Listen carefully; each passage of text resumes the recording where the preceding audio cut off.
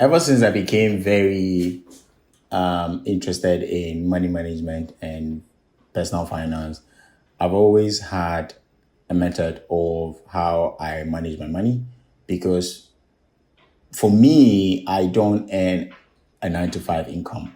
So it would be difficult for me to just blow money, expecting money to come in at the end of every month. So that is why I'm doing this video. Today, I'm going to be explaining where I think or where I put my money when I get paid from any job I do. I'm sure by now you know I'm an actor, I'm a business owner, I do voiceovers and stuff like that. So basically, in all, I'm a hustler, So that's what this video is about. I'm going to be telling you places that I put my money with a mindset of hoping that I'm going to grow my money into becoming financially independent and financially stable. So that is why this video is for. Thank you. And make sure to subscribe. Make sure to like this video if you find this video interesting and educating. And let's jump into it. Welcome to our channel, where we explore the intersection of finance and film. Number one, places I put my money, high interest savings account. So I put my money into high interest savings account, and I know there are a couple of banks or financial institutions out there that provide high interest savings account. Why is this important? I put my money into high interest savings accounts because for one, there is inflation, and I don't want my money sitting in an account where at the end of the day, the monetary value does not match what I use the money to buy, inflation and everything. So I prefer putting my money into high interest savings accounts. So that is where I put my money, and I think it's a really good thing to do because oftentimes you get to see that the traditional savings accounts do not really have high interest rate. So you put your money there, and sometimes they even take from you. And that's one thing I want you to stay away from. Stay away from banks that take away from your savings, because it's a savings, for instance. So I stay away from banks that take away charges like ATM charges, checking charges, SME charges that are like overrated. They call it internet banking charges. There are some banks that just do too much, and I would stay away from banks like that. And by all means, this is not financial advice. Everybody and the goal that they have, so you can decide which of these work for you. But I will put my money into a high interest savings account that I don't pay too much charges on them, and it keeps my money extra safe, and also it makes me earn a little interest on top for things like that. Different bank accounts. Number two place where I put my money is I make sure my money is distributed. So I have different bank accounts for different things. So I have a checking account, I have an emergency fund account, I have a separate account for investing, and obviously I have mobile money. So all these accounts are directed towards a certain type of goals, and I make sure that whenever I get money, I split money into these accounts so I don't find myself wanting. So why a savings account? I have a checking account that, for instance, all the money goes into it. So for instance, when I get a contract that I get paid, oftentimes they pay through bank accounts. So everything goes into this pool of everything go into this account, and this is where I distribute. I call it the distribution account. If like foreigners like the US call it checking account. So in that account, I have monies automatically debited into my emergency fund account, into my bills account, and into my investment and retirement fund account. Retirement fund account is something we're going to be talking later down the line.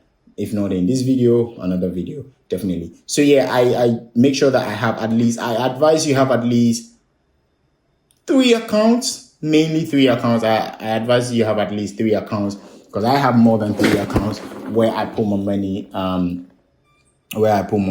and make sure that my money, I know, because I like to see my money. I say that a lot, but it's true. I like to see my money. I like to see what came in, what is going out, where it's going, and how it is doing too. So I like avoid financial liabilities. I try my possible best to avoid big financial purchases that I don't need. So especially in my career where you are expected to wear different clothing based on the appearances you do in the media space. For instance, if I go on a film red carpet now, I cannot wear that dress again.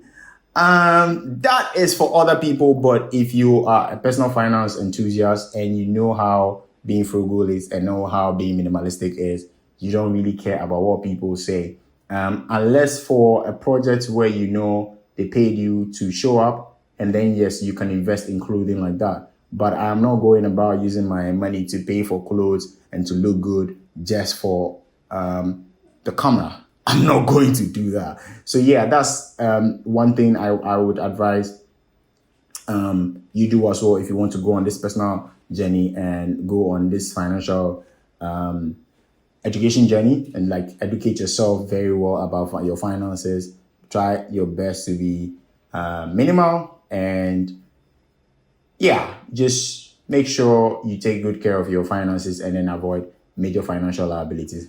Things like cars that you cannot afford to fuel or maintain, gadgets, clothes, all of that. Focus on things that can earn and grow you money. I'm talking investments, I'm talking buying stocks, I'm talking putting your money, giving your money to a business person that is in your area that you know is trustworthy and their business is doing well.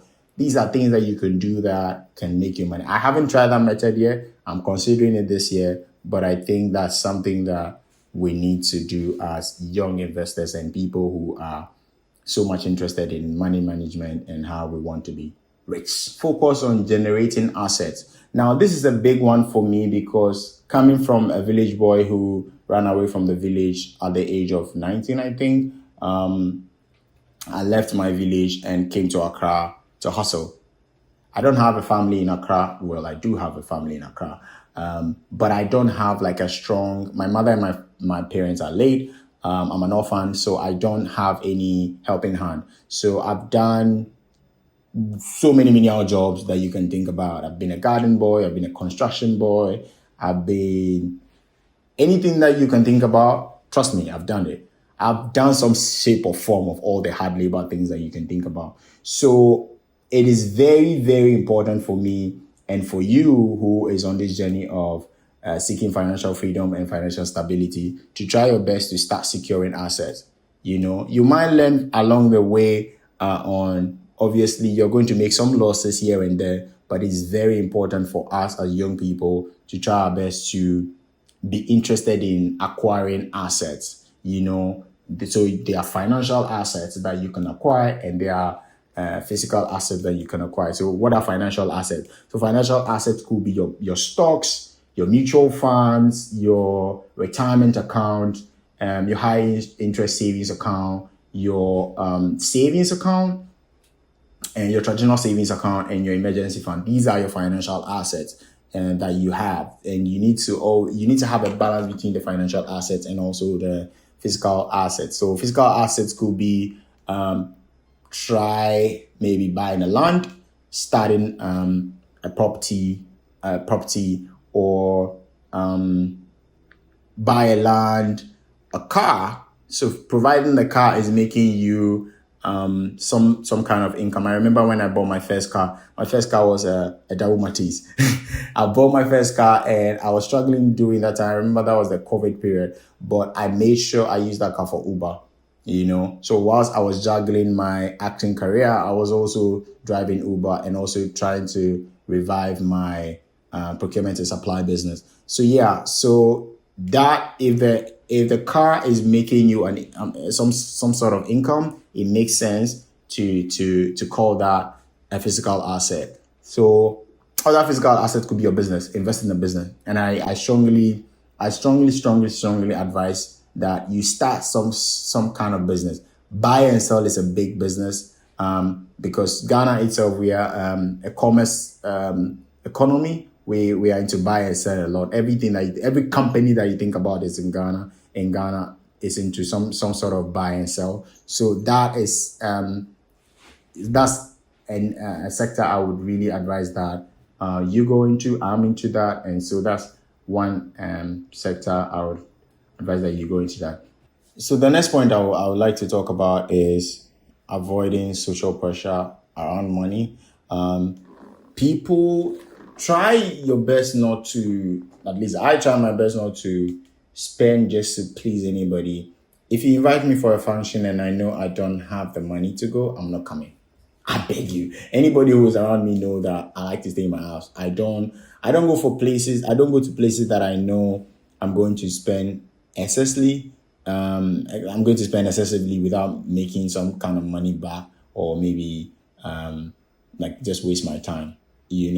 Time, they say, is the most valuable commodity, and I like to place more value on my time and my money for that matter. So I'm not going to I don't buy things I don't want to buy. I always try my best to buy necessities. So in 2026, if you're going to do anything, just make sure that you don't spend anything that you don't really feel you need to be spending on. Because the thing is, anytime we do all those dumb purchases or we buy all those dumb things, we know within ourselves, I know they won't buy this thing, but just because Asimesi bought it, just because your friend got it, just because this person got it, this person is driving a coolest car and you can afford it. There are sometimes I know some of my colleagues have the coolest things and I can afford it, but I don't do it because I feel like,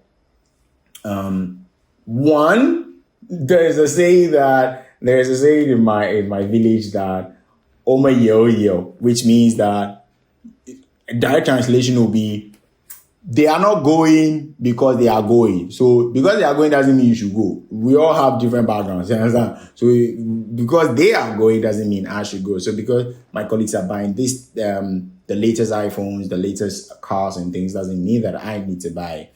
We might be earning the same, but my priorities are different, and I make sure to put much effort into minding how I manage my money. So yeah, that's one thing that's the other thing that I would recommend that in 2026 you don't do. The next thing I would also like to recommend is using borrowed money wisely. I don't like to borrow. I hate debt. One of the things I would advise, this is actually an advice. I always say this is not financial advice, but this one is an advice. Please and please do not be accustomed to debt. The minute you're in a little hardship, you want to borrow money. Oh, Charlie, mommy, 10K, me the amount 2 months, you have a car, mommy, 1K, me the amount. Try your best the best way you can be a good investor, the best way you can be a good manager of money, of your own money, is just staying away from debt. Try and limit how much you borrow. And if you must borrow, make sure it is for generating some sort of income somewhere, or making you some sort of money somewhere, and not a liability. I will borrow money and spend on my car if I'm using the car to drive Uber or taxi to make some extra income. I wouldn't borrow on a car just because. I wouldn't borrow to buy a car just because. I wouldn't borrow to buy dress just because I'm going for a fashion or something. So yeah, I advise strongly against borrowing. Make sure in 2026 you limit how many times you go into debt.